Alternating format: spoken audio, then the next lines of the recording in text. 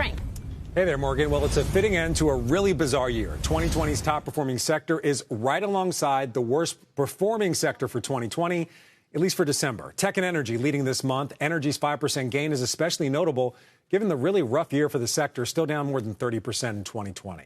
But oil prices are rising in recent weeks as vaccine progress has fueled optimism for a recovery in crude demand. And that's helping big oil and gas names like Phillips 66 and Halliburton, which have all posted double-digit gains this month. Diamondback Energy up more than 20% this month. And while just about every sector is finishing December in positive territory, real estate and utilities, they're falling behind. In real estate, it's actually the cell tower REITs like American Tower and Crown Castle that are dragging on the sector. Apartment owners like Avalon Bay and Essex Property also among the worst performers. There are outliers here, though. Lumber producer Weyerhaeuser is up 15% this month as demand for home building. It just remains strong and keeps going. Soaring lumber prices playing a really big part here. The commodity up more than 100% in 2020 and heading for the best year on record. Morgan, back to you. Yeah, I mean, lumber futures have been on fire this year, perhaps not surprisingly, given the conversation we've been having about housing and a number of other commodities, too. Frank, thank you. Happy New Year. Happy New Year to you. Let's drill down on energy specifically. It's the worst performing sector this year, but some of these names are actually up double digits this month. Stocks like Phillips 66, Devon Energy, and Halliburton. Carrie, you previously owned Phillips 66. What do you think of it now at these levels? Well, Morgan, we wish we owned it the last couple of months. It's been a fantastic stock. It's still down 30% from its all-time high.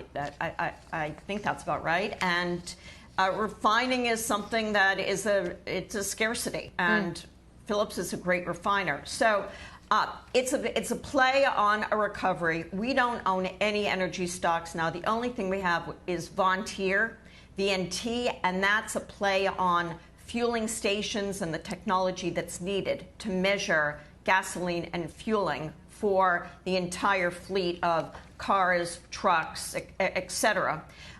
You have to believe for energy to do well that they have to have cash flow that continues with numbers on price of fuel in the 40s. You need to see a reduction in the number of institutional investors, endowments, et cetera, who are selling down their fossil fuel holdings. You know, there's an ESG rush into the type of companies that are not fuel dependent. And that's a negative that isn't going away. That's one of the reasons that we don't own the energy sector. So we've decided to play it through other types of industrials. I know that Jimmy owns energy stocks and has done really well with them this quarter, but it's not a place that we put money.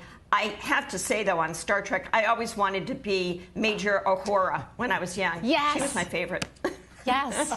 Lieutenant. She's a lieutenant. What, did you give her a field promotion? She was promoted. No, she was promoted to lieutenant. She was promoted. Everything about this conversation is just fantastic. It is out of this world. Better when we're all in the same space. I look forward to the day where I get to fill in this show and have this conversation with you guys in person. I really do. John, before I get to you, though, Jim, the fact that Carrie just mentioned the fact that you do own some of these energy names, I want to get your take and your reaction.